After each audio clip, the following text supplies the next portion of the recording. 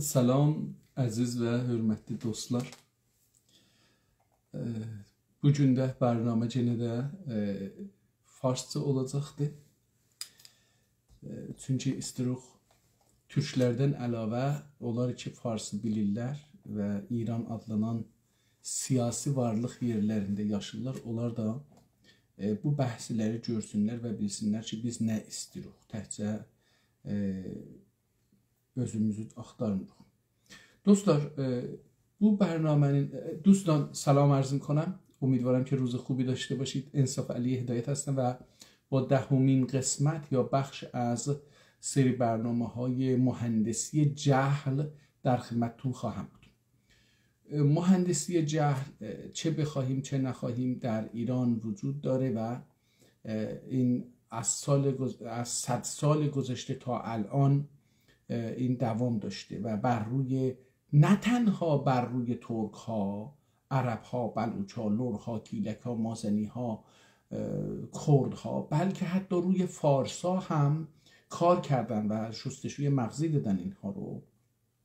و این یک مهندسی اجتماعی بسیار بزرگیه، اما مهندسی در جهت توسعه و آموزش عمومی، آگاهی عمومی، تربیت افکار در راه توسعه و ترقی فرد انسانی و اجتماع و اقتصاد و فرهنگ نبوده، بلکه در راستای تحمیل جهل به انسانها، به تک تک ما که الان زنده ایم و به تک تک آن 5-6 نسلی که در گذشته زندگی کردند و مردند. اونهایی که مرده اند در جهل مرده اند و اونهایی که زنده هستند در جهل دارن زندگی میکنن.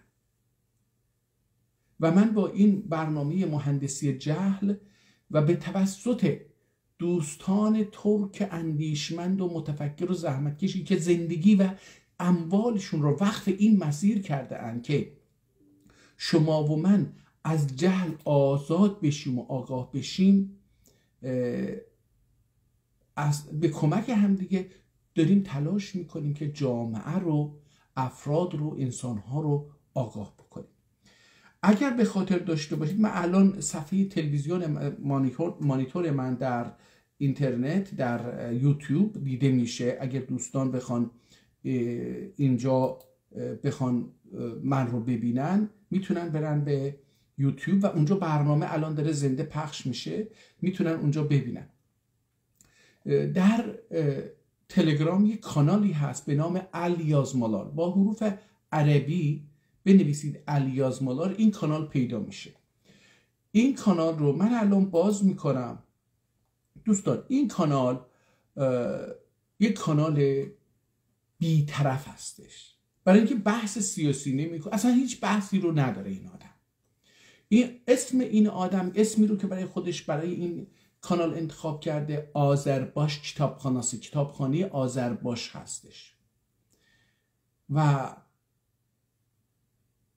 هیچ بحث اصلا هیچ بحثی رو انجام نمیده. این آدم اومده 12,000 جلد کتاب ترکی دست نوشته یا چاپ سنگی رو دیده، ازشون عکس گرفته و اینها رو تبدیل کرده به PDF، فایل های PDF و تا الان بیش از 4,000 از این کتاب های ترکی قدیمی رو آپلود کرده به این کانال.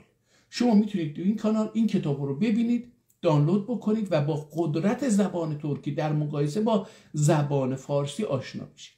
من نمیگم که ترکی از عربی قدرتمندتره یا ضعیفتره، اینو نمیتونم بگم، برای اینکه من نه این همه تخصص دارم و نه این همه آگاهی دارم، ولی میتونم بگم که وقتی در یک زبانی حداقل به گفته جواب آذرباش بیش از 1,700,000 جلد کتاب ترکی در رشته‌های مختلف وجود داشته باشه که در صدها سال قبل نوشته شده، این زبان به هر حال قدرتی داره و قدرت خیلی بزرگی هم داره که در زمینه‌های مختلف است. حالا این رو من الان اگه اینجا رو دقت بکنید تلویزیون، اینجا این دوستمون این متن رو نوشته، بذارید اینو من بخونم. سلامlar، benim bilgin ustadlarım. با سلام های بسیار ای دوستانه، ای استادان اندیشمند و باسواد من. باسواد این bilgi آگاه، دارای علم و اینجور چیزا. Alimler, müsahhihler, müverrihler, araştırıcılar, öğretmenler, şairler, yazarlar, bu cüm büyük teklif boynumuzda. Ey alimha, ey musahhihin, ey müverrihin, ey muhakkikan, ey mualliman, ey şairan, ey نویسندگان. امروز یک تکلیف و وظیفه بزرگی بر گردن ماست. Bu ki her kim azı 5 yazar becertmelidir. اون تکلیف چیه؟ اون وظیفه سنگین چیه؟ اینه که هر کسی حداقل 5 نفر رو تربیت بکنه در رشته خودش. یخصا والله نه تانریا و نه ملتine borcunu ödemeydi. وگرنه قسم به خداوند هر چی که میگید، یعنی نه الله ها، نه برای تانری، نه برای الله و نه برای ملت اون وظیفه و دین خودش رو ادا نکرده. خب ببینید دوستان،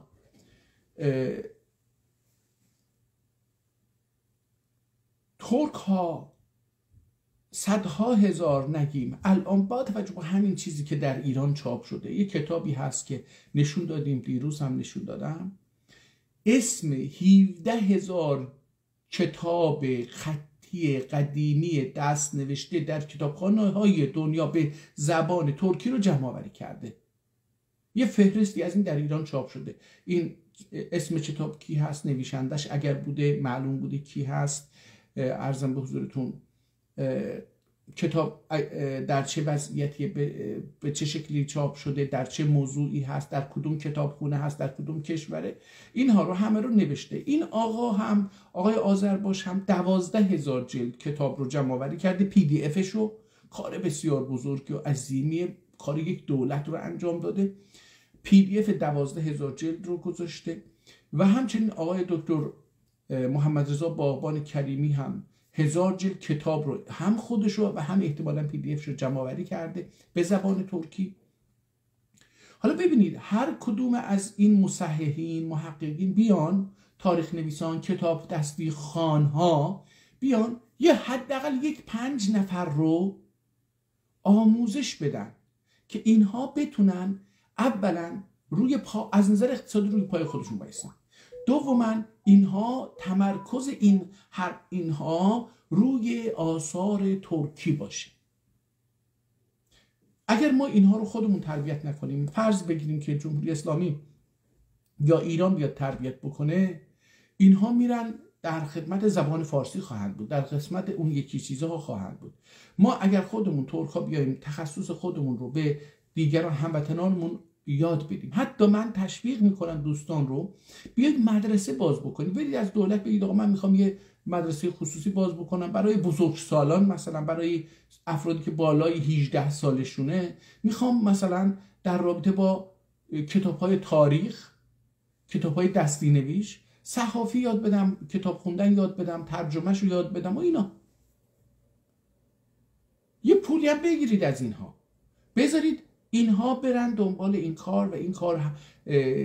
تمدن ما، مدنیت ما در این کتاب‌های قدیمی هستش، باید از اونجا منتقل بشه به نسل حاضر.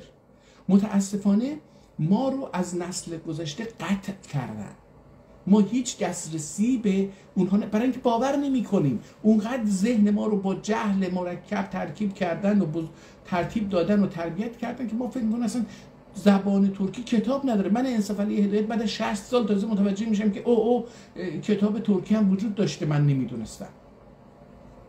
ولی اگه قبلا میدونستم میرفتم دنبالش. خب حالا من دیروز در این از همین صفحه اومدم و یک تعداد کتاب رو دانلود کردم. با اجازهتون الان من این کتاب هایی که دیروز دانلود کردم رو یه چند تاشو با اجازهتون کجا رفتیم؟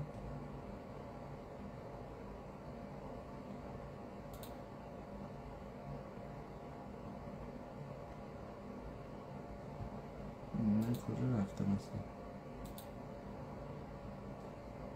اوکی دانلود.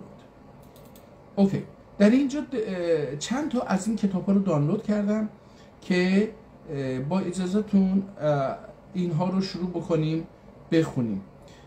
دیروز یکی از این کتاب رو معرفی کردیم، قانون نامه رو دیروز معرفی کردیم که چی هست در برنامه نهم و الان امروز در برنامه دهم هست. با اجازهتون من برم از این پایین صورت تقسیم رو که 192 صفحه هست ببینیم چی هست، این رو معرفی بکنیم. به زبان ترکی هست یا نه. همین که باز کردیم میبینی که کتاب رو باز کرده، جلدش نشون داده نمیشه، الان کتاب رو باز کرده. سفر زائد ایله تقسیم فرما یا غرما، صفر زائد ایله تقسیم غرما، با صفر اضافه چطوری میشه تقسیم کرد. فکر کنم در این مورد خواهد بود. من ببینید دوستان دوباره تکرار میکنم، من زبان ترکی نخوندم، تو زبان ترکی بسیار ضعیف هستم. زبان ترکی که من میدونم زبان کوچه و بازار، زبان علمی و ادبی ترکی نیست، زبان استاندارد ترکی نیست. زبان که من این کتاب ها رو من هیچ توانایی به خصوصی در خواندن دستخط دیگران که الان امروز با زبان امروزی می نویسن ندارم، بمونه که برم قدیمی ها رو بخونم. هدف من از نشون دادن این کتاب ها این نیست که بگم من باسوادم یا میخوام کتاب بخونم، نه، من میخوام بگم که این کتاب به ترکی هستش، یه چند تا رو تلاش بکنم بخونم که شما بدونید که به ترکی هست نه به عربی یا به فارسی. حالا من اصلا نمیدونم این صفر زائد آیا واقعا به مفهوم صفر یا چی هست. حالا ابتدا مال موجودی یکون نه صفر زائد ایله تقسیم ادب، مال موجودی یکون این بازم ترکیه، من یکون خوندم برای اینکه به فارسی عادت کردم و به عربی. حالا ببینید در خوندن کتاب‌های قدیمی دستی یا غیر دستی باید به چند نقطه توجه کرد. یک، در چه تاریخی نوشته شده، زبان ترکی در اون تاریخ چه وضعیتی از نظر جمله بندی داشته، نقطه و اینها داشته. سه، در اون مقطع چه کلماتی به کار برده می شده در ادبی، چون که این کتاب‌ها تقریبا ادبی نوشته شدن نه اینکه کوچه و بازاری. در اون مقطع لغات، اصطلاحات علمی چی بوده، در این رشته خاص چی بوده، اینها رو باید بدونید تا اون کتاب رو بفهمید. من اینها رو نمیدونم. لهجه های محلی هم مهمه. مثلا فکر بکنی که یه ترکی که در عراق هست، یه ترکی که در سوریه هست، یه ترکی که در ترکیه امروزی هست، یه ترکی که در چین هست، یه ترکی که در ترکمنستانه، یه ترکی که در ایرانه، یه ترکی در روسیه، در نقاط مختلف روسیه، اتحاد جماهیر شوروی سابق و تزار و اینا بوده. اینها لهجه های ادبیشون ممکنه با هم فرق داشته باشه. در اینجا ما وقتی کتاب ترکی میگیم با توجه به اونها میتونیم این کتاب رو بخونیم. و من اینجا چون همینطور با شما وارد میشم که این کتاب رو بخونم، در نتیجه نمیدونم که اونجا چه اتفاقی افتاده، این کتاب اصلا مال چه تاریخیه، چه کسی نوشته، با چه سطح سوادی نوشته، در زمینه چه موضوع تخصصی هستش، اینها رو نمیدونم. ولی تلاش میکنم که این کتاب رو معرفی بکنم، بدونید که آقا یه چنین کتابی هست. این کتاب عکس یک کتابی صورت تقسیم، اسم اینجا بالا هم نوشته صفر زائدی لتقسیم غرما صورتی، یعنی حالت انجام کارهای تقسیم با صفر زائد. حالا این صفر زائد خودش چیه من نمیدونم، نه این یه تخصص دیگه.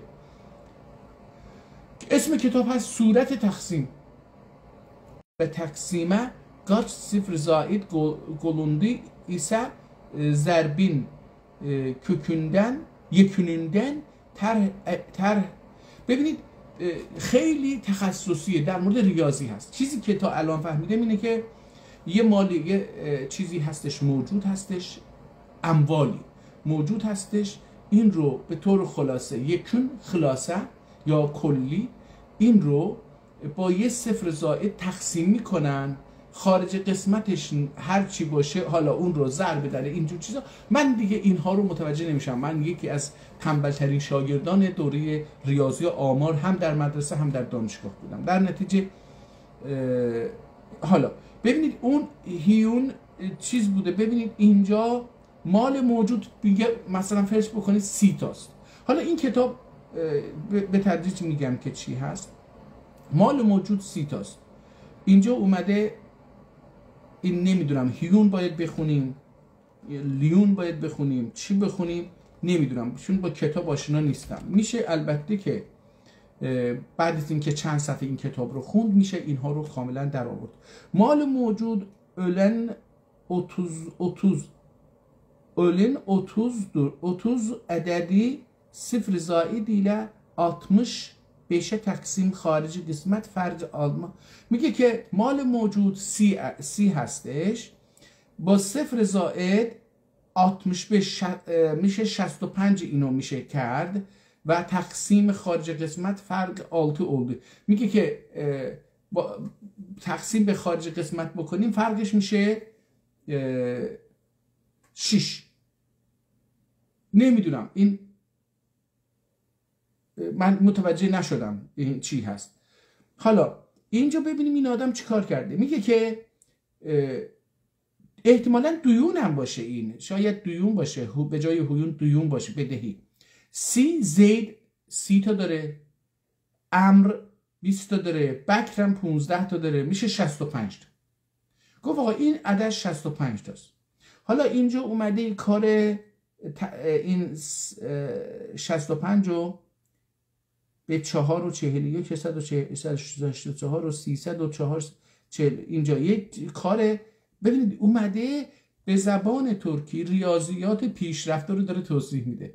من حالا دیگه اینجا خیلی نمیدونم این قضیه چیه، توضیح هم نمیتونم بدم. این کتاب در کتابخونه سلیمانیه کتابخانه‌ای وجود داشته، یازما بürgesi اونم از اون. حالا اینجا اگه من برم این قسمت صفحه اول اصحاب اسمامın hisselerini اصحاب اسهامın hisselerini تقسیم صورتinde. حالا اینجا دیگه داره حصه ها رو، ثروت رو بین حالا نمیدونم چیا تقسیم میکنه. اینجا ببینید که یه اعدادی رو هی داره اینجوری تقسیم میکنه و اگر ما به این شکل یاد گرفته بودیم من الان میدونستم قضیه چیه. به ما یه چیزی یاد دادن در مدرسه که وقتی از مدرسه بیرون اومدیم دیگه به دردمون نخورد. صورت تقسیم غورما احتمالاً انجام دادن هستش. چه شکلی میشه تقسیم داد؟ این حالا یا هیون هست یا دیون هست یا هر چی هست نمیدونم. زید و امر و بکر رو اینجوری جمع کرده شده 200 و ابتدا این مال موجود تقسیم. اول اینها رو تقسیم میکنه 100 بعد 200 2 میشه 2 0 2 میشه. ببین این صفر زائد احتمالاً همینه به 2. این با اون ثانیاً حالا اینا رو داره تقسیم و ضرب و تقسیم رو انجام میده. اجازه بدید من برم به یه متن پیدا بکنم که بخونم. اومده اول پس 3 صفحه کار خلاصه این کتاب چی خواهد بود به صورت ریاضی، انجام عملیات فرمول های ریاضی کار رو انجام داده در این 3 صفحه که قابل درک برای کسی که ریاضی رو بدونن و بعد اومده کتاب رو شروع کرده. حالا من با اجازهتون ببینم میتونم بخونم، سوادم میرسه اینها رو یه ذره بخونم. بذارید اینو یه ذره بزرگش بکنم ببینم که بسم الله الرحمن الرحیم ترکیب حقوق اربعه تعلق ادر تجهیز تکفین فزاد دیون تنفیذ و وصایا قسمت بین الورثه. اوکی، این کتاب بیشتر میاد بالسدس یا قسمت بین ورثه. ظاهرا این کتاب از اینجا که مشاهده یه نفر مرده، اون یه ترکی داره، یه مالی داره که ازش مونده و حالا به اون مال حقوق اربعه تعلق ادیر، یه حقوقی به اون حقوق چهارگانه‌ای به اون مال تعلق میگیره. حالا این در مورد این چیزا صحبت ما فصل مصارف توکوز اصحاب فرائض به 9 قسمت تقسیم میشه. حالا از اینجا دیگه رفت خیلی آقا کتاب چیز هست.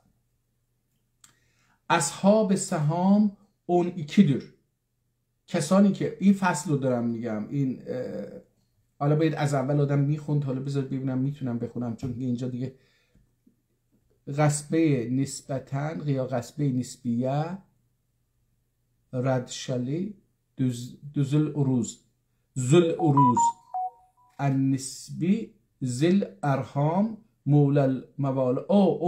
اون چیزهای رو داره میشموره که کیا هستن این صاحب حقوق. مولل موالات، حالا اینا رو هم دیگه نتونستم بخونم، اجازه بدید برم. مانع الارث اربعه در بالغین رد قتل اختلاف نمیدونم. حالا اینا من این کتاب میگم تخصصی هست نمیتونم بخونم. حالا اجازه بدید یه چند صفحه برم جلوتر ببینم که میتونم یه چیزی پیدا بکنم از این کتاب براتون بخونم، ببینیم که خب به هر حال میدونید دوستان، امروز هم حتی امروز هم که ما در ایران الان در این عصر زندگی میکنیم، خوندن کتاب به این سادگی نیست. خوندن کتاب‌های تخصصی مثلا ریاضی،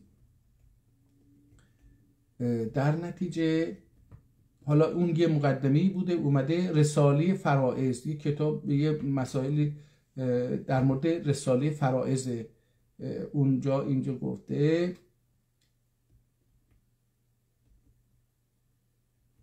که حالا یه مسئله که اینجا من میتونم بهتون بگم دوستان، با این نگاه اولیه که بین میکنم، بعد احوال ثلث الفرض المطلق مع الابن و ابن الابن.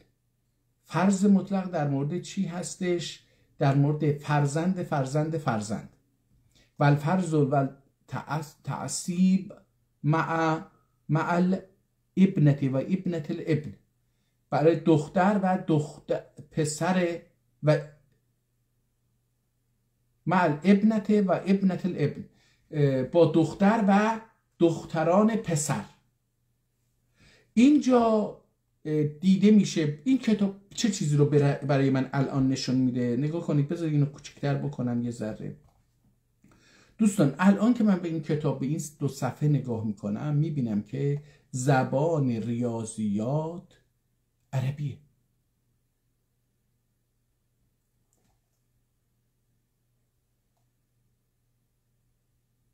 و پیچیده هم هست، اما این تلاش کرده که بیاد و نگاه بکنید اینجا اومده بر اساس جدول داره چیز میکنه، توضیح میده اون مسائلی که در مثلا قانونی یا ارث و اینها هستش.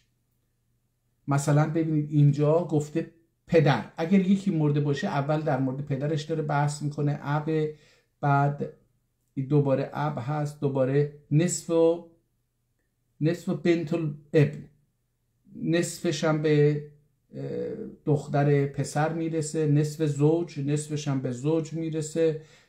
یعنی داره مسائل حقوقی و ریاضی رو اینجا با نگاه کنید جدول چقدر زیبا هست، چقدر با سلیقه نوشته شده کتاب. من همینجوری اینو ادامه بدم.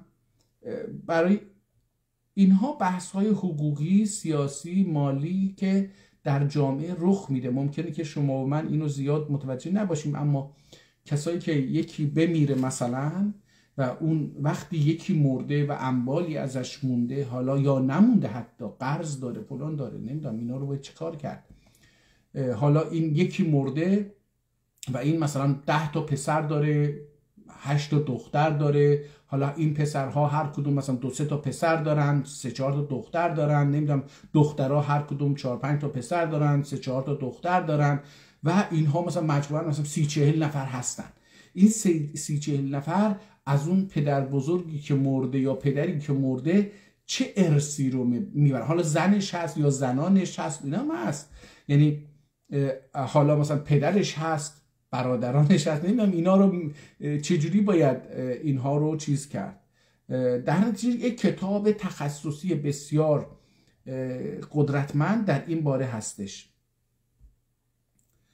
که من بعض الان نگاه میکنم مثلا اینجا 175 چی اینا رو دیگه عربیشو میفهمم چی به چیه، اما اینکه این کتاب مثلا تسع بنات، سلسان تسع بنات، اینجا محاسباتش انجام داده. مثلا دوستانی که بخوان ببینن این کتاب رو ببینید، تمامی این کارهای این که میگن در دوره مثلا سلجوقیان اومدن تقویم رو نوشتن، نمیدونم محاسبات ریاضی پیچیده رو انجام دادن، اینا بر اساس این بوده. ولی این رو از شما و من که در ایران زندگی میکنیم، ما رو به این وجود یه چنین کتاب و علمهایی در اونجا به زبان ترکی یا به زبان عربی محروم کردن. آقا جاهل نگه داشتن. اینو میخوام بگم، اینها درس های ریاضی حقوقی، هم درس حقوقی، هم درس ریاضی، هم درس اجتماعی، حل مسائل اجتماعی هست، هم مسائل محکمه پسنده. اینها همه رو اومده نگاه کنید اینجا، مثلا ببینید چقدر انجام ریاضی داده. ثمن، قیمت. حالا اینجا یه چیزایی هستش که من این مسئله هست، بقیهش اینه. زوجه چی ام زینب، اینجا حالا یه هستش چی عمر، ابن عمر باشه، چی باشه، این بکره، این فلانه، این خدیجه است. اینها هر کدوم اینا رو داره چیزهاشون رو محاسبه میکنه و این محاسبه ها واقعا پیچیده است دوستان. من اینجا مثلا نگاه کنید، واو، اسماعیل من زوجته من بنته. اسماعیل، سهم اسماعیل از طرف زنش و من بنته از طرف دخترش مثلا اینقدره. این چیه؟ سهم ابراهیم هم اینقدره، سهم موسی اینقدره. یعنی یه انجام ریاضی داده. حالا همین مثالی که من زدم، مثلا ممکنه که آدم یه 40 تا آدم داشته باشه، نوه و نتیجه و دختر و پسر و اینا داشته باشه، همین ها رو اومده و اینجا نشون داده و حالا دوباره احتمالا در اینجا داره عملیات ریاضی بیشتری رو انجام میده که با صفر هستش. حالا این صفر چقدر اهمیت داره شما و من نمیدونیم. مثلا شما فکر بکنید که اگه من اینها رو میدونستم میشدم به ریاضیدان. خب نمیدونم. حالا تلاش میکنم که ببینم آیا این کتاب به زبان، اولش که متوجه شدیم این کتاب به زبان ترکی هستش، اما بذاری ببینیم که سادسن اگر وارث ایکی یا دقی اکثر جهتن و وارث olur ise önce olur nece olur ulema-i Hanefiye bil ittifak türesinde cehat itibar edirler, lakin İmam Yusuf Abdan furu'da للذكر مثل مثل خط الاسنین قسمت edir. İmam Muhammed Hazretleri cehat abdan sölde itibar edip abi ve usul khams üzerine tasih edip lizzikr mesela خط الاثنین اصول ده تقسیم edip usulün mirası فرع للذکر misal Hattul İsneyn verir ve usul hams dedikleri evvel. Usul hams çiye? Evvel ihtilaf vakı olan batnide kısmet etmektir. İkinci zukurin başka taife grup beş'e taife grup unasin beşke taife kılmaktır. Üçüncü değil. Üçüncü ya şayet üçüncü bir şey اینو خون دیگه. اختصار ilan mümkün ihtisara etmektir. یعنی نگاه کنید اینجا داره در مورد یه چیزایی توضیح میده به زبان ترکی که ریاضی و من نمیدونم و دوباره داره این رو به شکل ریاضی به شکل فرمول های ریاضی و عملیات ریاضی داره این رو پیش میبره. کتاب خیلی جالبه خیلی زیبا خوشخط نوشته شده. مثلا حالا اینجا اجازه بدید من اینجا رو ببینم میتونم بخونم ببینم اینجا چیزی سردر میارم که قضیه چی هست. Bu meselenin tesih sabigen dünlere kıyas ölünmez zira ihtisar seham beşged dörtlüdür. Oğlanların yanında olan ihtimalen yanında olan 2-6 sulus farz ededir. کتاب ترکی هست توضیحاتش ترکیه اما زبان این کتاب دوستان دیگه اینو خیلی من چون از حوصله و از ظرفیت علمی من بسیار بالاست و من از نظر علمی در این زمینه زیر صفر هستم با اجازهتون دیگه این رو میبینید که متن کتاب توضیحات کتاب ترکیه اینو بگم اما زبانی که ریاضی حتی در زبان ترکی در این کتاب چیزه عربیه. یعنی آدم میخواد یک مسئله رو بگه. حالا یه چیز دیگری که در این کتاب به نظر میاد خیلی مهمه همونطور در کتاب‌های عربی من چون حوزه علمیه بودم کتاب‌های عربی معمولا مثال‌ها همش عمر و از این حرف هست. یعنی اون چیزی که به اسم شیعه یا اسم ایرانی گفته میشه در اونجا وجود نداره در کتاب‌های عربی آموزشی همش مربوط به عرب ها هستش اسمها عربی هستن در اونجا. در اینجا هم من تا اینجایی که متوجه شدم از این کتاب میشه فهمید اینه که اسامی هم عربیه در اینجا دیگه اسامی ترکی و فارسی اینجا وجود نداره. اینم از این. حالا من تلاش میکنم که برم به صفحات آخر. زوج اخت الام نی الاب چیه اب اختین لابوبی اباوی اینا هستش که دیگه ببخشید من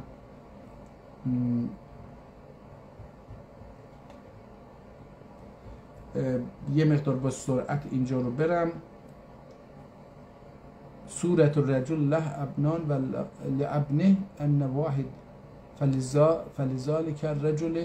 حالا از اینجا عربی شد اینجا توضیحات رو عربی داره میگه میت مطلق اولوب اینجا ترکیه این قسمت رو من ترکی دیدم.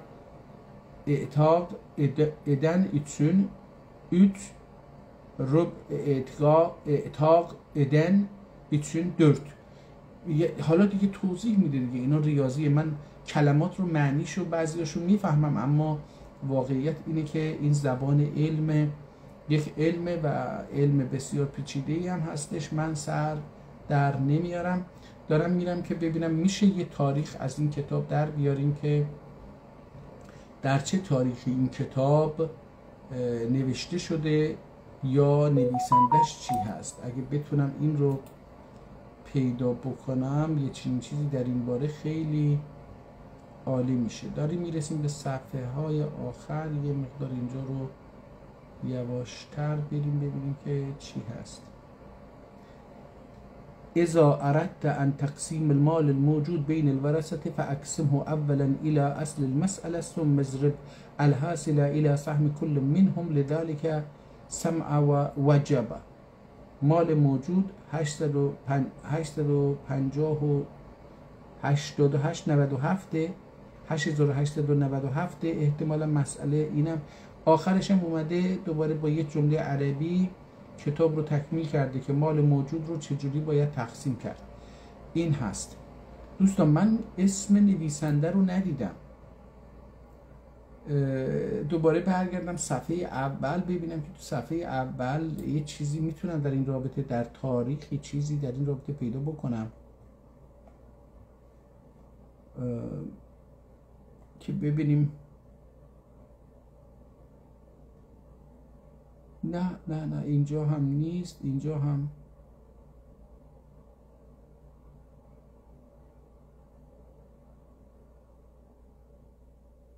فهمت همش ریاضی. احتمالا در این قسمت که به ترکی نوشته شده، حالا این چند صفحه اول، احتمالا در اینجا باید یه چیزی باشه. اینجا تمت رو زده، اینجا هم تمت رو زده، یعنی تمام شد، بعد وارد اصل مسئله میشه. حتما در اینجا باید یه چیزی در رابطه با این اسم نویسنده و کتاب وجود داشته باشه که اگر یه ذره حوصله بکنیم و با حوصله اینو بخونیم میتونیم کتاب‌های میتونیم اسم و تاریخ یه چیزی از این قسمت در بیاریم. بذارید ببینم این حاشیه کتاب چی گفته، در مورد چی داره صحبت میکنه. مسئله تصحیح اصول 7 محتاج وجود بین السهام و روز دردی بین روز. نه اینجا هم دوباره همین داره در مورد چیز صحبت میکنه. مثلا گلنور من بانلا علیه سنه. نه نمیتونم آقا، نمیتونم خسته نکنم شما رو. من این کتاب متنش ترکی بود، اینو حالا بذار ببین این علم همای خلیل حاجی اغلو چی هست، ببینیم که این در مورد چی داره صحبت میکنه. علم همای خلیل حاجی اغلو این کتاب رو در سال 1103 یعنی 300 و حدود بگیم که 350 سال پیش این کتاب رو نوشته در 684 صفحه. ما با پی دی افش مواجهیم. اینجا جلد کتاب رو باز کرده، میبینید که نخها از کتاب در اومده، کتاب یه مقدار زیادی آب گرفته، کهنه شده، خطش یعنی مرکب کتاب تقریبا در اثر گذر زمان و چی میگن در اثر نگهداری بعد اون مرکب کتاب از بین رفته. جلد کتاب هم تقریبا پاره شده و از بین رفته. این معلومه که کتاب قدیمی هست، از اینجاها میشه فهمید. بازم از کتابخانه سلیمانی هست. همین که جلد رو باز میکنه صفحه اول شروع میشه. من اینجا میخوام حالا ببینم که این به عربی هست یا به ترکی هست. این صفحه اول من و ما سوا یغزا، حالا عربی بود از اونجا، اینجا من دارم میبینم که جانبیندن لاکن علما فلان مشهور و مستقل اولان. حالا اینجا بازم نمیشه اولی که den kitab-ı saadetle götürmeye bu üç kelmede ve o yakdur şahidنا سفیرنا ذکرتم اللهم اغفر. اینم که از اونجا هست. حالا دوباره وارد چیز شده. من اینجا دوباره زیاده قادر اینجا دیگه نمیشه. بلا بیور داره توضیحات میده و بعد به ترکی هست.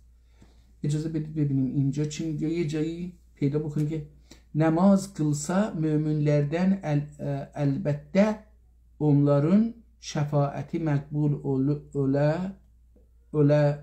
ölseken ve bir hadis dahi yün kişi şefaatiyle elinden elbette şefaatleri makbuludur buyurmuş. İmdi bu hadislerden bu mana fahm olundu ki cemaatün cemisi belde اینجا دیگه بازم خود نمیشه. دعا اوقیه ما امروز میگیم اوقیه şefaatçi ola. hiçbir dua okuyup bez imam uyduğuma کتاب ترکی هست. بذارید ببینید اینجا یه چیزایی در مورد مثل این که نویسنده نوشته. حالا این بالا هرچی بوده خیلی خوب نیفتاده یا خیلی چیز نوشته. سال 1120 اینجا امضا خود آدم اینجا اومده با مدادی که ببینید بالا خط بالا روی نویسنده نوشته که خط زیبایی داشته و پولشو میگرفته دیگه. خط پایین احتمالا خود نویسنده هست، یعنی خود صاحب کتاب که خوشنویس نیست. الفقیر الحاجة لله تعالی شیخ عوض ابن شیخ محمد المعتزله به مقام الحنفی. المعتزله احتمالا باشه، نمیدونم. المعتزله به مقام الحنفی بالحرم الشریف. حرم شریف یعنی در مکه بوده این آدم و در اون اسمش هم هست حاج شیخ عوض فرزند شیخ محمد الموزین به مقام الحنفی بالحرم. موعظه می کرده. این پدرش در مقام در مذهبشون هم حنفی بوده، در حرم شریف حضرت رسول موعظه می کرده. الفقیر الی الله بقای شیخ عید ابن شیخ یا عبد یا عیده ابن شیخ حسن دلیل اونم هست. الفقیر الی الله اینها نمیدونم چه قضیه چه نسبتی با این کتاب. الفقیر الی الله تعالی شیخ احمد ابن شیخ عبدالعزیز الفقیه مؤدب الاطفال. بعد دوباره شیخ عمر الاحوری تاج محمد اغلو. اینجا دیگه اسمش هم ترکی شد. تاج محمد اغلو شیخ احمد این ینحلی هستش. جواد نس ساکر اینجاش هم نمیتونم بخونم. مزبور şeyhler pakten ders ölende qeyd bu alametlerinle tahrir و برای هر کدوم یه علامتی گذاشته. حالا این دیگه نمیدونم چیه. امراض مختلفه معجون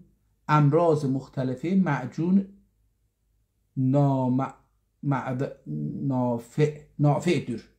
امراض مختلفه معجون نافع‌دür. برای امراض مختلف این معجون منفعت داره. این یه معجونی رو اینجا توضیح داده با گرامرش، یعنی درهمش. ببینید دوستان وزن این درهم هم اسم ظاهرا پول الان من نمیدونم، در گذشته احتمالاً بوده، و هم یه وزنیه، یه استاندارد وزن هستش. اینجا اومده. پس احتمالاً این کتاب در مورد پزشکی باشه در این صفحه. اما ببینیم چی هست. دوباره اینجا وقف یه خطی کشیده تا اینجا رسیدیم به صفحه اینجا 16 اینجا 29. متوجه نمیشم چه قضیه چی هست. در یک صفحه، در دو صفحه‌ای که روبروی هم هستن، یکی 16 یکی 29. آیا سوال میپرسم آیا بین 16 و 29 این صفحه ها از بین رفته؟ این سوالی که میپرسم. در صفحه بالا اگر دقت بکنید اینجا این نخهای کتاب کنده شده، یعنی احتمالاً یه تعداد صفحه از اینجا برداشته شده. اینجا هم همینطور نگاه کنید، هم نخها رو نمایان هستش، هم چقدر هم آب رفته داخل این کتاب. بدبخت. قد وقف هذا الكتاب الشريف بإماد الإسلام المرزات الله تعالى کنج غائبنه اسمشه، این حالا نمیدونم، مشروط وقف ایلمیشتر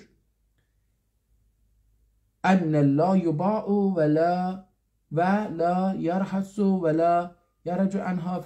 خب حال در هر حال اینجا نوشته شرایطشو، این که یه آدمی هستش که این کتاب رو به شروطی وقف کرده و اینجا عربیش نوشته که دست نزنن و خرابش نکنن از این حرفا. وقف یا اینجا نوشته این کتاب وقته. اولا باب علم هما بالمکدر، اولین بحث این کتاب درباره که علم هما ندماخته چی هست اینو میگه.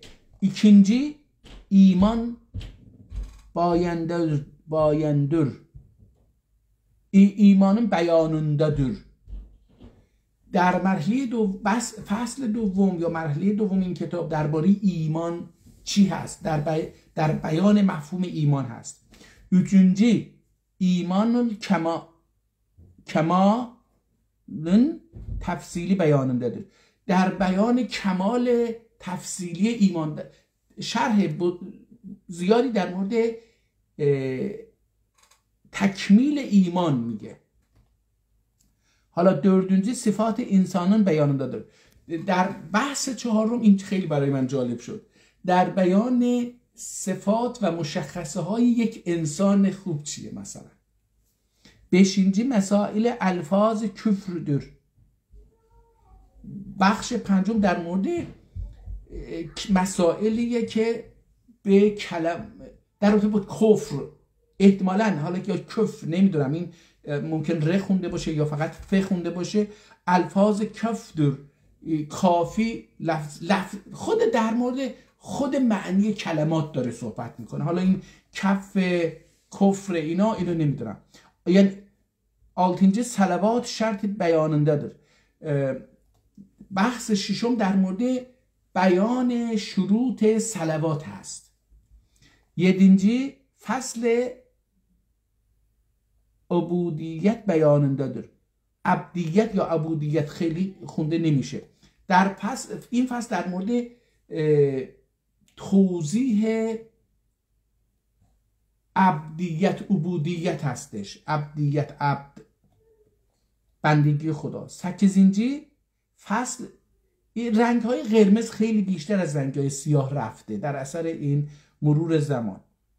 حالا این کتاب همینجوری ادامه پیدا میکنه. متاسفانه که میبینید، البته ببینید دوستان، فردی مثل من که خوشنویسی نمیدونه، تخصصی نمیدونه و اینها، زمانشو نمیدونه و مکانشو، جغرافیای این کتاب در کجا نوشته رو نمیدونه و آشنا هم نیست، نرفته در اون مورد تحقیق بکنه، یاد بگیره، اصطلاحاتشو یاد بگیره فلان. حتی من هم اگه بشنم این 190 چند صفحه شو 684 صفحه رو یکی دو بار بخونم، میتونم این جاهایی که آب ریخته، رنگ ها به هم پاشیده یا رنگ ها ضعیف شدن، خیلی قابل خونا نیستن رو بخونم و بنویسم. و این دوستان یه علمه، یه منبع درآمد بسیار بزرگیه. شما هر کجای دنیا اینو بلد باشید برید، موزه ها میتونن شما رو استخدام بکنن، کتابخونه های خوب مرکزی میتونن شما رو استخدام بکنن، حتی ممکنه اشخاص هم شما رو استخدام بکنن. یعنی شما این کتاب رو اگه به روز بنویسید یا تایپش بکنید و بدید چاپ بشه، باز درآمد دارید. دولت ها ممکنه بخرن اینها رو. این چیزی که برای همین این دوستمون که آذربایجان جناب لوری گفتش که هر کسی یه 5 نفر رو تربیت بکنه تا دین خودشو به این جامعه، به اون تمدن، به اون فرهنگ، به اون زبان. ببینید زبان ما اینه. ما مادامی که اینو یاد نگیریم نمیتونیم بگیم آقا زبان ترکی زبان کوچه بازاری که 100 سال تو سرش زدن خاک خورده داره میمیره نیستش که. زبان ترکی عبارت از زبان ادبی در کتاب‌ها که علمی و تخصصیه. ریاضیشو دیدین؟ الان ریاضیشو قبلا نشونه دادم. اینم یک کتاب دیگه در این مورد که داریم میبینیم. حالا اینجا بازم همون فصلان ادامه داره. 58 اینو دارم میبینم 158. ببینید این من الان تا اینجا 168. ببینید این کتاب 168 فصل داره. برای همین 684 صفحه است. و بعد صفحات الجنتی باب خاتمت الکتاب.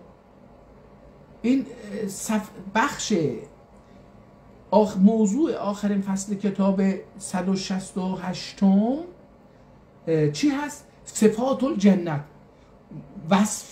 وصف و صفات و خصوصیات بهشتیه. و بعدش باب، حالا آخر یه باب دیگه هم داره، باب خاتمت الکتاب و خاتمه کتاب است. حالا اینجا بسم الله الرحمن الرحیم شروع میکنه به عربی. ببینیم چی میگه. الحمدلله رب العالمین الرحمن الرحیم یا مالک یوم الدین ایاک نعبد و یا حالا من دارم از خودم میخونم. یا من شأنه تکوین العالم، ای آن کسی که این تکوین و چی بگیم ساخته شدن عالم به تدریجی از کار توست، از شأن و جایگاه توست، به تربیت و تدبیر و یرزقهم مع الافاضت و تقدیر و مالک الامور هم یوم حالا اینجا چیه نمیدونم، الگمتیر و ایاک نستعین علی وصول العین. حالا عربی من 100 مرتبه از ترکی من بهتره. اینو من میتونم بگم که اینو من دارم. حالا اینجا بذار ببینم من از یه جایی به بعد این کتاب شروع میکنه به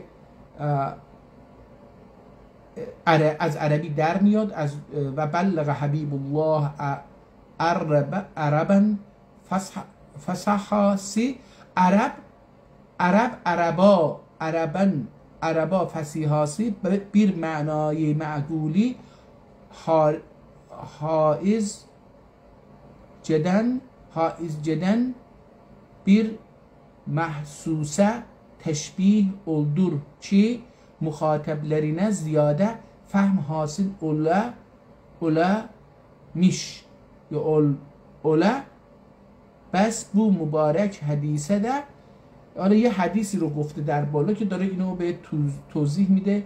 حدیث در اسلام معقول استعاره مکتبینه اسلوب üzere بیت محسوس احتمالا یا محسوس teşbih olunduğundan bu mana fahm olundu ki hadiste zikr olunan ahkamiden birisi terk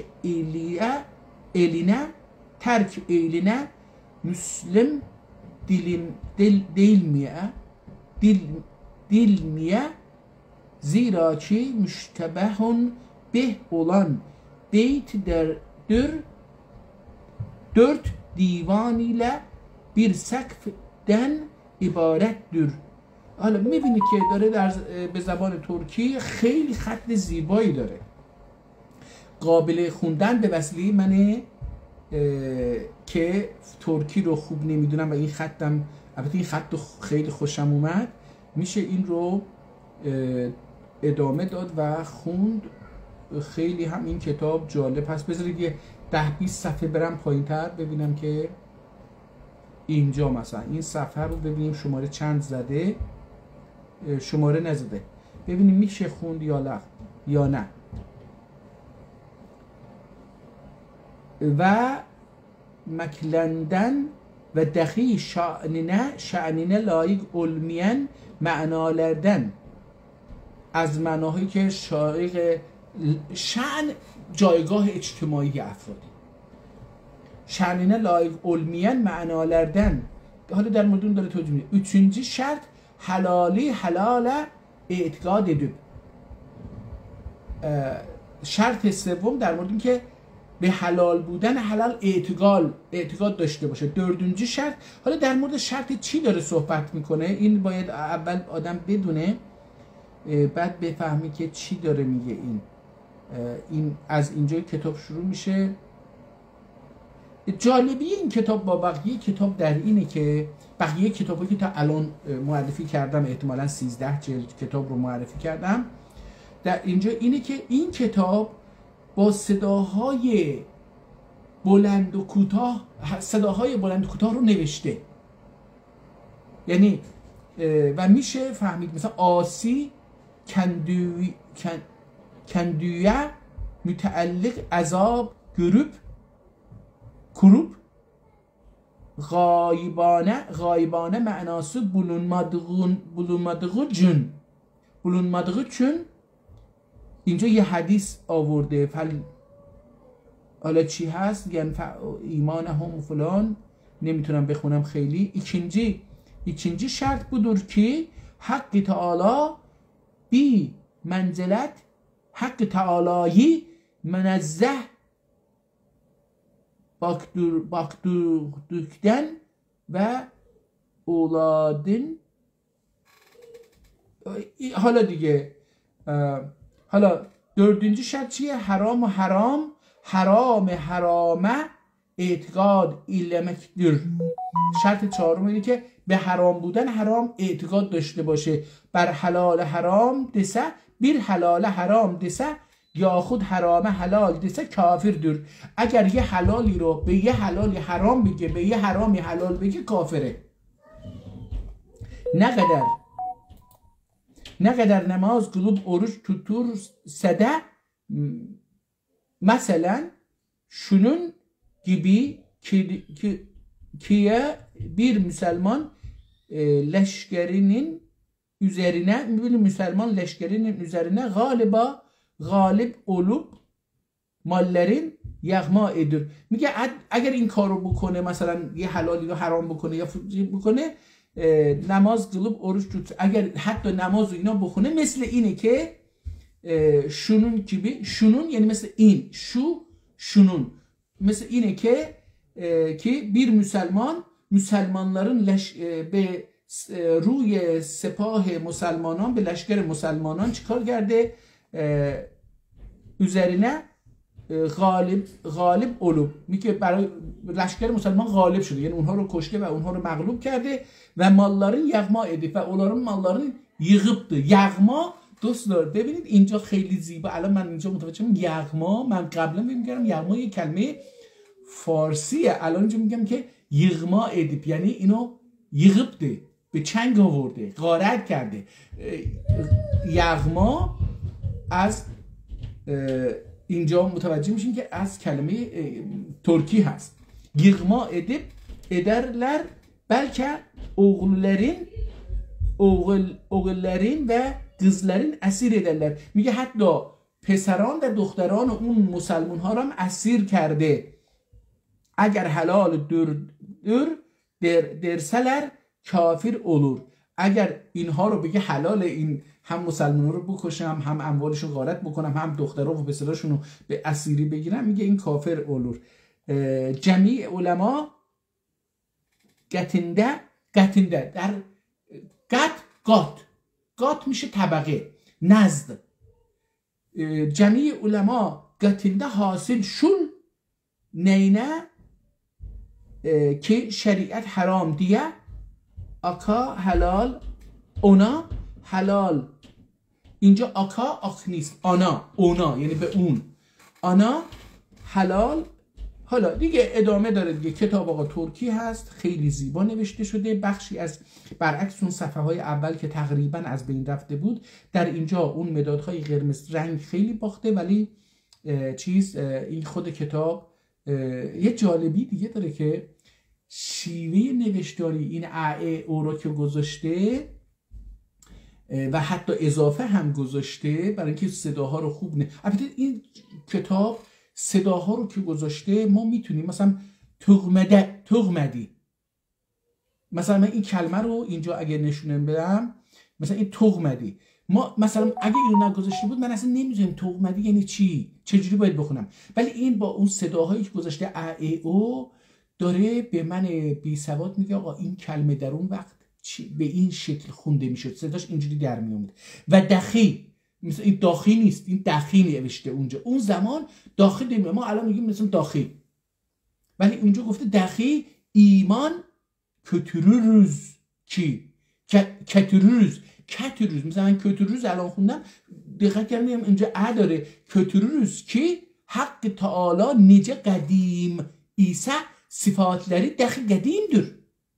همونطور میگه حالا متوجه میشین که همونطور که خود خداوند قدیمیه، یعنی به قدری قدیمیه که نمیدونیم اول نداشته، اولین بوده، عیسی صفاتهای خدا، اون ویژگی‌های مشخصه خدا هم قدیم دور.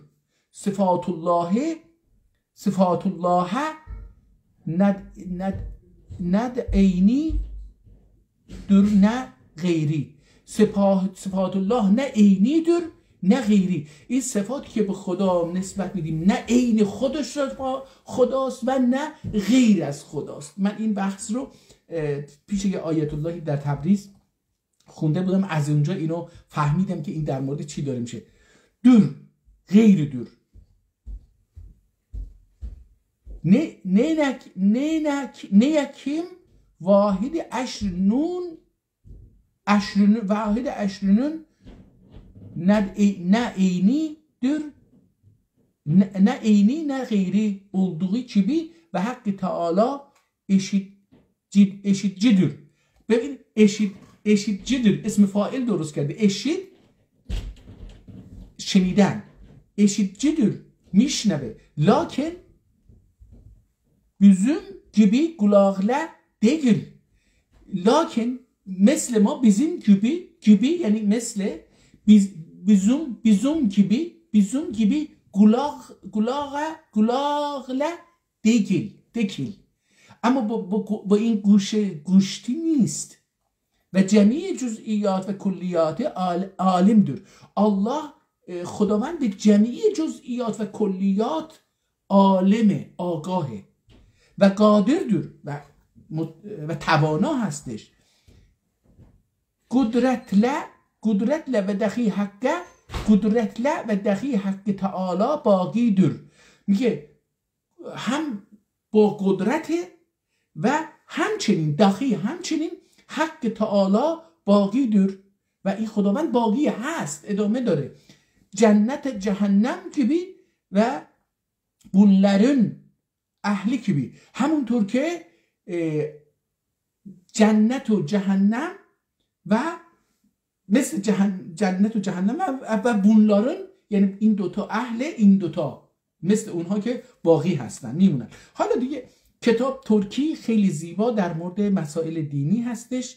اولش هم یک چیزی رو نوشته بود و اینجا یه قسمت خیلی جالبی دیدم، این خیلی زیباست، عشق میاره این کتاب خوندن. این کتاب رو باید پرینت کرد، 684 صفحه، اینو باید پرینت کرد و لذت برد. خیلی جالبه، حدود 350 سال پیش هم نوشته شده به زبان ترکی. اینجا نگاه کنید، واقعا این خط زیبا من بی سواد رو به عشق میاره که این کتاب رو اجازه بدید من ببینم میتونم الان پرینتش میگیرم. این کتاب رو من این کتاب رو امروز پرینتش میکنم، چون این کتاب به من ترکی رو یاد میده که ترکی در اون مقطع تاریخی از نظر ادبی به چه شکل نوشته میشد، صداهاشو کلمه‌هاشو میفهمم، یواش یواش اینها رو میتونم بفهمم. مثلا اینجا الان سائل وردی، سائل کسی که سوال میکنه، سوال به مفهوم سوال نیست دوستان. سائل به معنی کسی که یه چیز درخواست میکنه. گدایی ما الان اینجوری داریم، امروز میگیم گدا در فارسی، در ترکی میگیم دیلنچی. البته در روستای ما سائل هم میگفتن، در تبریز هم سائل میگن. سائله ویردی، نماز وقتی جلدی. حالا من اینو دیگه از وسط خوندم، نمیدونم قبلش چیه بعدش چیه. نماز وقتی جلدی مسجده var میگه üryan oturdu.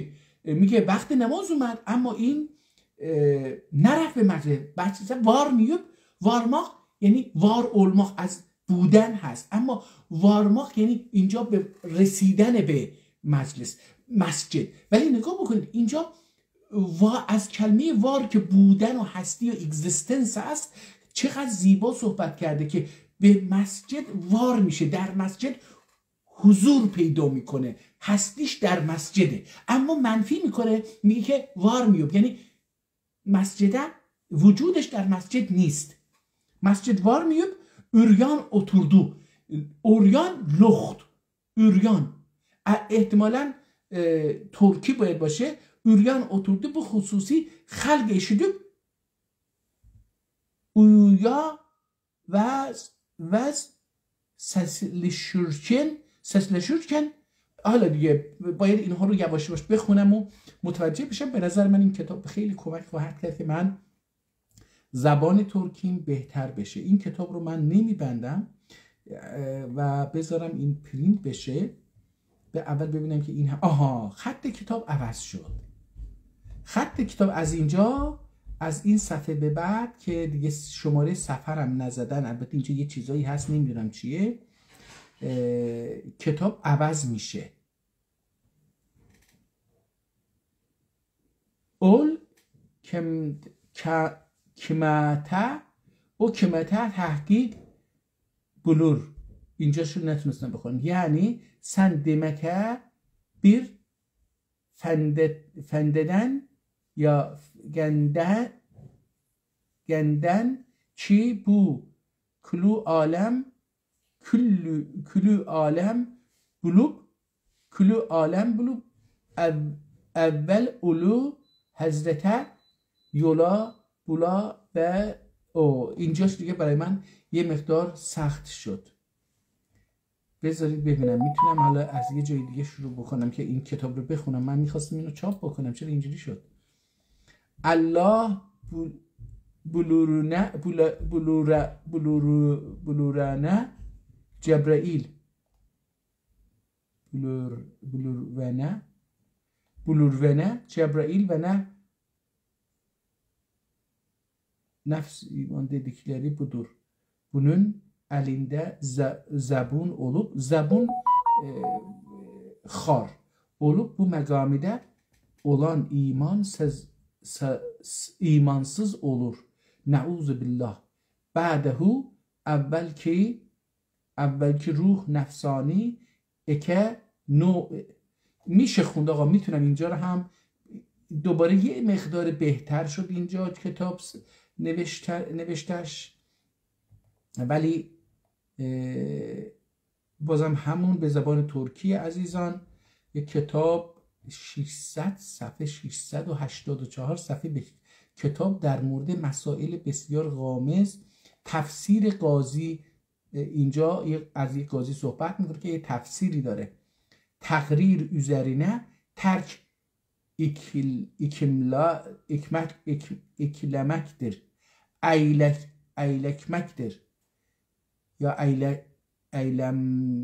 eylemektir.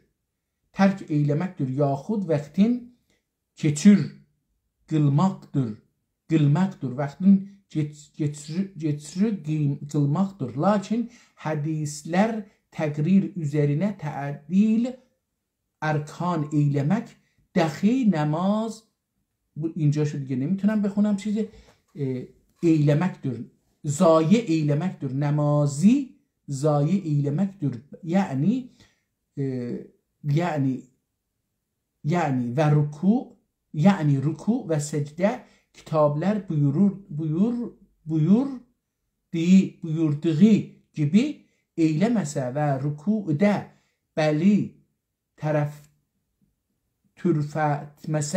türfetmese ve secdeden başın kaldırıp اتورمسه نمازی زایه اله مکدور. نمیشه خوند. آقا میگه همونطور که در حدیث ها گفته اگر مثلا باید اینجوری سجده کرد و اینجوری رکوع کرد و اینها رو نکنه نمازش رو باطل میکنه. علم کتاب همای خلیل، اسم کتاب همای خلیل انتخاب شده. نمیدونم حالا جلدش رو نذاشته که ببینیم رو جلد همچین چیزی هست یا نه. اللهم رایحنی من رایحة الجنة و ارزقنی من نعمها و اعوذ بک من رایحة النار و من سوء بعد 3 kere yüzün yüye lakin suyu yüzüne su katı ürmeye. حالا اینجا یه چیزی میگه در مورد اینکه حالا میخوای صورت برای یه کاری، حالا نمیدونم برای چی، احتمالاً برای وضو داشته میگرفته اینا، میگه که باید چی کار کرد. خب این کتاب دوام داره و من دارم تلاش میکنم که برم آخر و این کتاب رو، به نظرم اینجا دوباره خط عوض شد. همین با سرعت رفتم خیلی متوجه نشدم ولی الان متوجه میشم که نوع خط عوض شد. مثلا اینجا نگاه کنید اللهم صل دسه سجده لازم olmaz. اگر اللهم صل دسه سجده لازم olmaz. مثلا نگاه کن اینجا خیلی کشیده است، در گذشته این خط به این صورت رو نداشتیم و اینجا هم قلم ادامه پیدا میکنه. من هم قلم رو اینجا مثلا سبحانک و آمین رو مثلا میبینم که سجده و اینها به همون قلم، این سومین قلمیه که ما این کتاب رو میبینیم باهاش نوشته شده. اینجا هم همون قلمه با یه مقدار تغییر. به نظر من دوباره خط در این دو صفحه یه مقدار اندکی تغییر میکنه ولی باز همون کشیدگی رو، یعنی همون آدم داره مینویسه یا رسول الله نماز ایتینن نه دعا ایتیندن دعا اغیالم. بس رسول الله بuyurur. ببینید مثلا اغیالم اینجا علامت سوال داره. مثلا من اخماخ، الان ما میگیم اخماخ، این در زبان ادبی اگماخ بوده در گذشته. اخیوم حالا ما میگیم به زبان کوچه و بازار. مثلا من اینا رو دارم یاد میگیرم و جدا میگم لذت میبرم از این کتاب. این کتاب قابل چاپ شدن و خوندنه که ترکی آدم بهتر بشه. دوباره خط کتاب تغییر کرد و نه تنها خط کتاب تغییر کرد بلکه نویسنده در اینجا اومده، نویسنده در صفحه های قبل در اینجا تا اینجا مثلا نگاه بکنید فقط کلمات مهم یا تیتروار رو یا پاراگراف رو با قرمز می نوشت. از این صفحه می بینیم که تغییر کرد و نه تنها قرمز می نویسه، حالا زیر بعضی از کلمه ها یا روی بعضی از کلمه ها داره خط می کشه. مثلا من این رو اگر اون ikinci بخونیم یعنی 12 بالاش یه خط کشیده شده. آیا این خط بالایی ماره اون ikinciye یا خط زیری؟ چون که در زیر هم اون üçüncü اونم خط داره بالاشه عزیز جان. این زیر بالای هر کلمه‌ای که خط کشیده اونو خواسته با مداد قرمز ننوشته، با نوشتن با مداد مشکی نوشته ولی روش خط کشیده که مشخص بکنه، دیگه با قرمز ننوشته. اون بشینجی مثلا اینجا دوباره در بالا اون یه دینجی اینجا هست، اینجا اون سکزینجی اینجا هست، اینجا یه تام نوشته و این رو قرمز نوشته. میبینیم که دیگه اونجوری که بیاد قرمز ننوشته، خیلی کم هست. جامع الفتواده جامع الفتواده یه کتابی بوده احتمالاً به نام جامع الفتوا که در اون چه چیزهایی گفته و این از اون داره نقل میکنه در اصل. حالا همین خط دوباره با این همین قرمزها که رو بالای خط کشیده علی üçüncü 53 50 6. همینجوری داره میره پایین و ببینیم اینجا چیه. آلنی یره دیکه، پیشانیشو آلنی یره دیکه یا خود آلنی üzerine secde eyliye، یا که بر روی پیشانیش سجده بکنه. میبینیم که اینجا دوباره داره روی بعضی از کلمات ساکسان اکنجی، ساکسان ما مثلا الان میگیم که 80 از فارسی اومده وارد شده، ولی در اینجا میبینیم که ساکسان میگه، ساکسان 80. به کلمه‌ای که ما از 80 تا 90 رو که ما 80 میگیم، اینجا ساکسان میگه، ساکسان ikinci، 84. 83. دارم اینا رو اینجا میخونم و چقدرم خوشحالم که دارم با این کتاب آشنا میشم. جدی میگم دوباره فکر میکنم که دوباره یه مقدار تغییر کرد، یه مقدار خط قلم تغییر کرد و اون تا اینجا رو یه نفر نوشته، قاضی خانده یا قاضی خانده، تا اینجا رو یه نفر نوشته. از اینجا به بعد قلم دیگه تغییر میکنه، از این قسمت از قاضی به پایین قلم تغییر میکنه و نوع نوشتار و خط یه کسی دیگه نوشته این رو و خیلی هم جالب هست. این هم اون اول این قبلیه هم صداها رو میذاره، یعنی زیر زبر و او رو میذاره، زیر زبر پوش میگفتیم در زبان ترکی، اینا رو میذاره. این هم بله این هم میذاره همونها رو و خیلی هم جالب هست. یه مقدار این نسبت به قبلی ها یه جوری منو با چشم بازی میکنه، یعنی انگار که نمیدونم مثلا نور یه جوری میشه، نمیدونم چشم یه جوری یه حالتی اینجا بین سفیدی و سیاهی ها رفت آمد میکنه و خیلی چیز نیست. همینجوری که دارید میبینیم در مورد نماز و سجده و اینجور چیزا هستش. از اینجا به بعد دوباره مثل این که خط عوض میشه، میتونم بگم که خط عوض شد دوباره. بله نه دوباره برگشت، برای اینکه این خط این همونه. دوباره چشام اینجا یه حالتی شد، متوجه شدم که آقا این کتاب به من ترکی رو یاد میده، من ترکی رو یاد بگیرم. این کتاب به من کلمات زیادی رو یاد میده.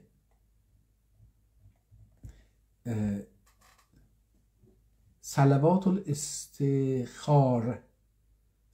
الاستخار احتمالا استخاره باشه، مثلا اینجا ه افتاده باشه. مسابیهده getirmiş که جابر رضی الله عنه buyurmuş ki Allah Resulullah Resul sallallahu aleyhi ve aleyhi ve sellem her zamanda bize istihan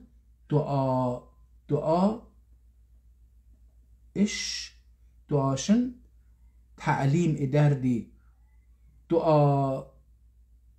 دعا حالا اینجا باید دید چی میشه این دعا. مثلا میشه خوند آقا، میشه خوند. خیلی هم لذت برد از این کتاب، هم دینی هست هم مربوط به مسائلی که در این دین مطرح هستش. دوباره این خط کتاب از اینجا تغییر کرد به نظرم.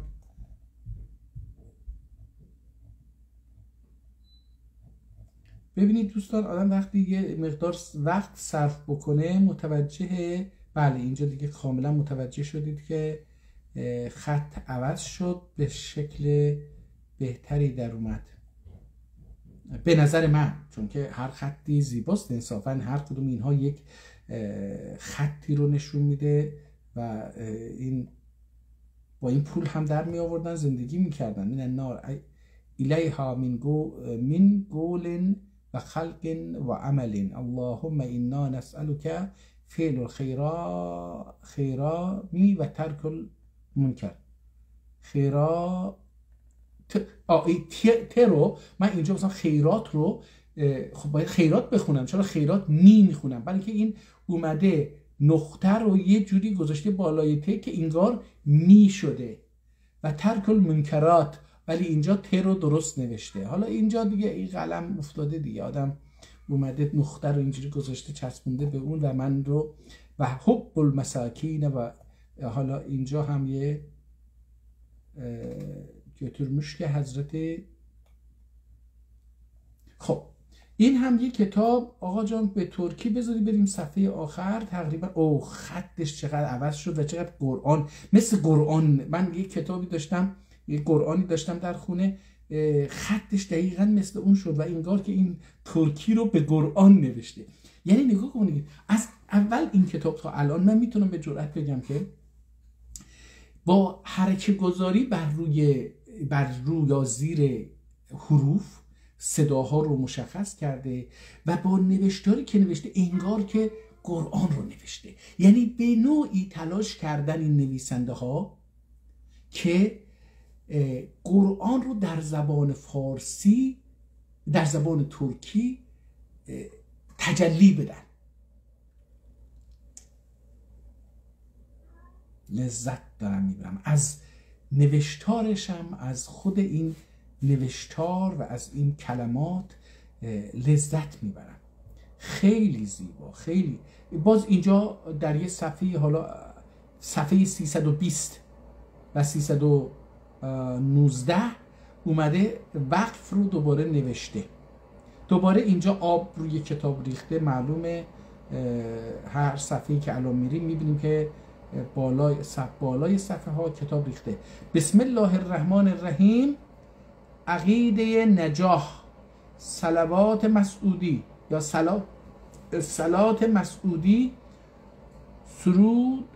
سروق بردوی، عوارف جامع الکبیر. اینا احتمالاً کتابه دوستان، احتمالاً اینها اسم کتاب هاست. عقیده نجاح، صلات مسعودی، سروت یا سروق بردوی، عوارف جامع الکبیر، مستوف محیط، خلاصه فقه، کشف الاسرار. بازم نجاح، اون عقیده نجاح بود. این نجاح مرخی تمهیدات ابی بکر، ذخیره فقه، فتوای زهریه، شرح امالی. اینا کتاب های فقه دوستان، تفسیر و عقیده و اینها. عمده، تفسیر عتابی، کنز، محصل الامام، اصول صفا، شرع، مقدمه، بدایت صابونی، بستان ابوالبث، تفسیر عمده، تفسیر زاهدی، فتوای کبرا، عقیده منظومه، متفق قدیری یا مشفق قدیری، نمیدونم اینو احتمالاً نمیدونم که درست میخونم یا غلط. کافی، هدایت، شرح هدایت. من این کتابا رو خوندم، هم هدایت کافی رو خوندم، هدایت خوندم، شرح هدایت رو خوندم، تحفة الفکر رو خوندم.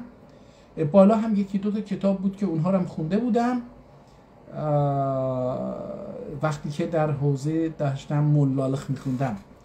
مدخل کرخی، مکشوف مصفا، خلاصه متاد یا متار، خزائن ابن فقه، خزائن فقه، فتوای سراجی، فروق نیشابوری، صغرا، ینابع، تفسیر ینابع، نافع مجمع، وجیز. بین هر کتاب به جای ویرگول با یه نقطه تو خالی قرمز اومده فاصله گذاشته. این کتاب هایی که احتمالاً یا هم خونده، ادامه داره دیگه، من نخونم این رو، ادامه داره تا میاد اینجا که میگه فضائل رمضان و دیوان چلبی، منهاج العابدین، کشف کفایت المجالس، شمس المعارف، یواجهکم 144 yare pare müteber kitaplardan enva'dır. Ürlü ibaretleri cem eliyib. آقا اینجا میگه 144 144 کتاب معتبر رو میگه عبارت های معتبر اونها رو جمع الیوب جمع کرده بو کتاب یازدوق در این کتاب جمع کردیم. ببینیم میگه خلاصه 144 کتابی که بالا اسمشو برده میگه در این کتاب من جمع کردم. ببین چقدر این کتاب مهمه. خلاصه 144 کتاب بو کتاب یازدوق حضرت معین عنایت ایلری. حضرت معین یعنی خداوندی که یاری دهنده است، عنایت لطف عنایت ایلری. آمین یا هادی تمت به اون الله الملک المعین. ملک المعین کتاب تموم شد. ه تمت بو سوره مکده ارغشتر. اینجا یه مقدار چیز شده نمیتونم بخونم. و شوزنه تمعنه حرف دور 500 تمانه حرف دور. حالا مثلا 500 و چند تا حرف داره. 139 کلمه دور. 139 کلمه هست. 30 ayet dür. 30 آیه هست. روایت قılındı. اینجوری گفته شده، روایت شده. عاصم ابن ابی ابن ابی ابن کعبدن. از عاصم ابن ابی ابن کعبه روایت شده، قılındı. روایت قılındı. Kim idir Allah Resul etti her kim vel fecr suresin keci bir emak bir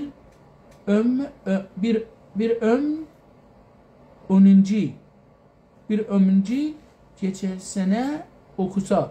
نمیدونم حالا در شب دهم چی اینو bayramın geçici bayramın ki bayramın 10. gecesinde okusa اگر در شب دهم عید بخونه. حالا چه عیدی اینو نمیدونم. سوره فجر رو فجر suresinin keci bayramın 10. gecesinde okusa Hakkı Teala onu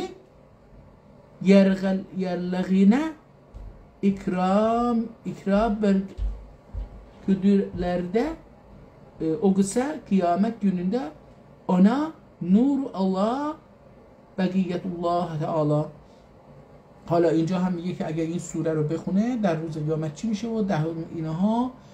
اینجا هم دیگه تقریبا کتاب تموم شد. حالا اومده اون قسمتی گفتش که اول یه تمت داره، اون قسمت پایان، اون قسمت پایانی کتاب رو داره میخونه. وقف 334 ببین 33. ببینید 2 صفحه در هر صفحه‌ای که ما ببینیم 2 صفحه قرار. الان 600 رو میتونیم بگیم که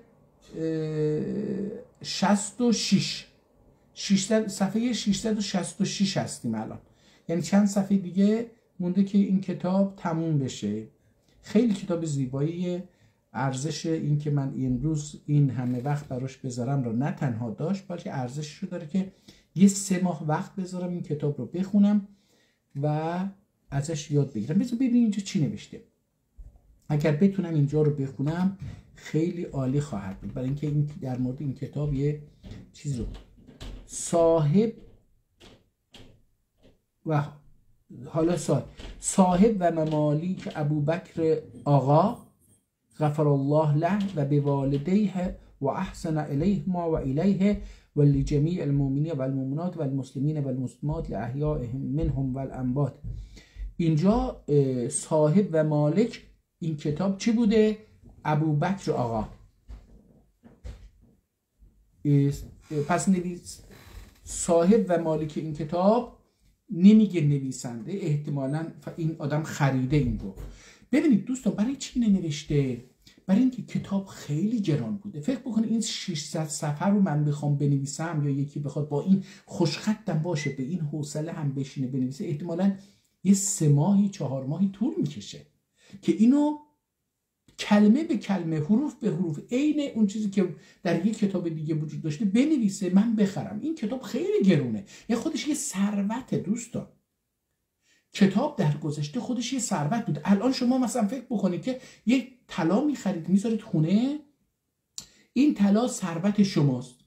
اگه یکی اینو بدزده شما دیگه فقیر میشید، مثلا یا فقیر نمیشید، یه بخشی از ثروتتون از دست میدید. کتاب هم مثل بورس دیگه، شما میخرید اینو، وقتی میخرید دارای یه ثروت میشید. اگه یکی این رو از دست به شما بدزده یا چی میگن اینو آتیش بگیره فلان، این ثروت شما از بین میره. ثروت بسیار گرانبهایی بوده کتاب در گذشته. حالا در اینجا یه درسی ما در دانشگاه روزنامه‌نگاری بحث داشتیم میخوندیم، یه بحثی شد، یه بحث جالبی شد. استاد ما خدا بیامرزه اگر فوت کرده باشه که امیدوارم فوت نکرده باشه، دکتر مهدی محسنی کتابی داشت ما اونو میخوندیم. یه جای این کتاب نوشته بود که آقا یک زمانی من اینو زیستم، زندگی کردم، حالا میگم چی. یه زمانی این دینداران مسیحی برای اینکه مسیحی ها رو مسحور بکنن، سحر و جادو بکنن، عکس حضرت عیسی رو نقاشی میکردن روی بوم و این در کلیسا بود. انسان ها وقتی جلوی این عکس می رسیدن ایمان می آوردند به این عکس و به اون عکسی که اون آدم رو نشون می اومد، براش محض سحر و جادو می شدن در مقابل این عکس. من یادمه من بچه بودم، پدر بزرگ پدری من الله رحمت لسین مهدی گلو حضرت لری خیلی انسان شریفی بود، خیلی انسان شریفی بود، خیلی هم عمر طولانی خدا بهش عطا کرد. کاش خدا این عمر رو به منم بده و صبر اون، پشتکار اون، زحمتی که اون میکشید رو بده. و چقدر راضی بود از زندگی، چقدر راضی بود و چقدر به سختی ها تحمل میکرد. خدا بیامرزه پدر بزرگم رو. یادمه که بچه بودیم، پدر من با مادرم که ازدواج کرده بود رفته بود برای خودش یه خونه درست کرده بود و پدرم در یه خونه بزرگی زندگی میکرد. پدر بزرگم خونه روستایی خیلی بزرگ، خیلی بزرگ، و خب فرزندان زیادی داشت، نوه نتیجه زیادی داشت، خدا بیامرز. و در دیوار جایی که دست بچه ها نرسه یه چیزی میخ زده بودن به دیوار، یک چیزی، یه قابی به این بزرگی فکر بکنید آویزون کرده بودن و روش یه پارچه سیاه کشیده بودن که دیده نمیشد. هر از گاهی که مثلا پدر بزرگ من مسلمون، نمازخون، پدر من استاد قرآن، خیلی ها در تبریز در روستا از پدر من قرآن یاد گرفتن، به نوعی مدیون پدر من هستند.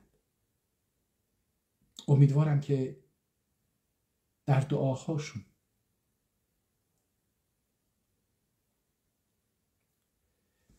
پدر من رو فراموش نکنن.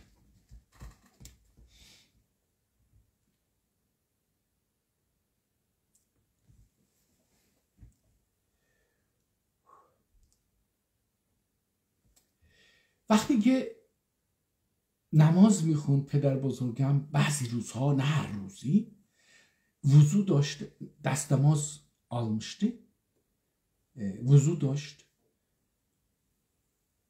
همه اهل خونه حمام رفته بودند، غسل کرده بودند، هر کسی که تو اون خونه بود، و ما بچه ها رو نمیذاشتن این عکس رو ببینید. این پارچه رو میکشیدن کنار، اینو شریک سفره خودشون میدونستن. من تو عمرم این عکس رو 2 بار دیدم. من نمیدونم سر اون عکس چی اومد، چه بلایی بر سر اون عکس اومد، نمیدونم. ولی این عکس رو میذاشتن کنار، دعا میکردن و غذاشون رو میخوردن. من 2 بار این عکس رو دیدم. فکر میکنم یا عکسه، چون بچه بودم من، یادم نیست 4-5 سالم بود حد اکثر، شایدم کمتر، میگم نه یادم نیست چی شد این عکس. یا حضرت علی بود یا حضرت ابوالفضل با شمشیر. یک نوع تقدس میداد. شما در مقابل این نمیتونستید بدون وضو حاضر بشید، نمیتونستید بدون غسل حاضر بشید، نمیتونستید حرف بد بزنید. باید همه اهل خونه تر و تمیز بودن، غسل کرده بودن، نماز میخوندن، بعد با ادب بودن، با ادب مینشستن. یعنی ببین مثلا دراز نمیکشن جلوی عکس، این عکس وقتی که صورتش باز بود، مثلا وقتی که صورت اونو میپوشیدن هر کسی جوک میگفت، میخندید، یه چیز جالبی تعریف میکرد که اونجا مثلا خوش باشن، یا مثلا میخوابید دراز میکشید، با زنش معشوقه بازی میکرد، بالاخره دیگه زندگی میکرد تو اون خونه، تو اون اتاق. ولی وقتی اون عکس و اون پرده رو عکس برمیداشت، این خونه مثل نه مسجد که چه عرض بکنم، یک عبادتگاه محض با انسانهایی که بسیار دلشون رو میبستن که در محضر یک شخصیت زنده نشستیم. فکر نمیکردن اون عکس مرده است.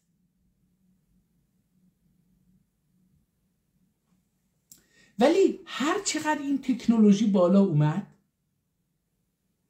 اینا اومدن مجسمه ساختن. مجسمه شد از موسی، از عیسی مجسمه ساختن. مجسمه ها تعداد زیاد شد، هر چقدر زیاد شد اون ارزش و اعتبار عیسی اومد پایین. جوری که وقتی روزنامه ها دیگه این که عکس‌ها اومد در داخل کتاب‌های چاپی، بازم احترام خیلی زیادی داشت، اما وقتی دیگه اومد رو مجله ها و کتابخونه ها یواش یواش این عکس ها رو دیگه اون احترام رو نداشت، دیگه اون قداست عکس عیسی ریخته شد. همونطور که عکس امام ها وقتی خیلی چاپ بشه یا قرآن خیلی چاپ بشه زیر دست پا میمونه، اون قداستش میریزه. الان که دیگه اونقدر چیز شد که بعضی میان آتیش میزنن.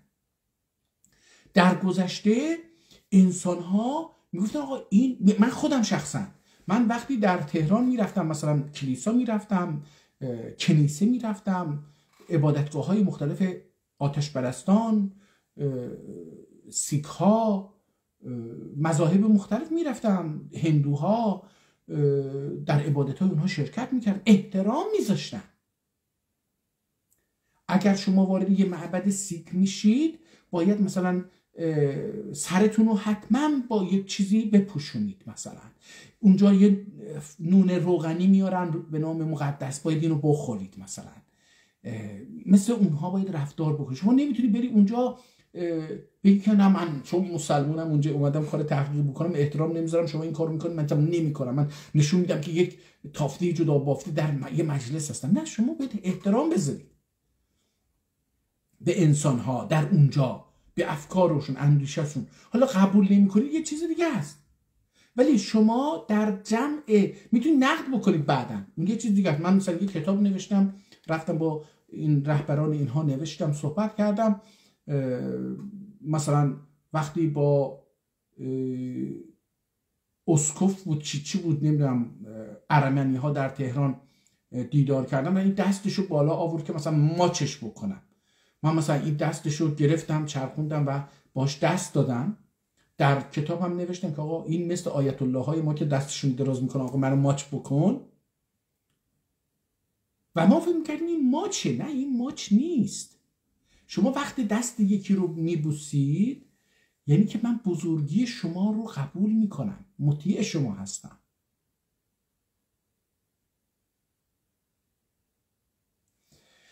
به هر حال این کتاب رو پس یه شخصی به نام ابوبکر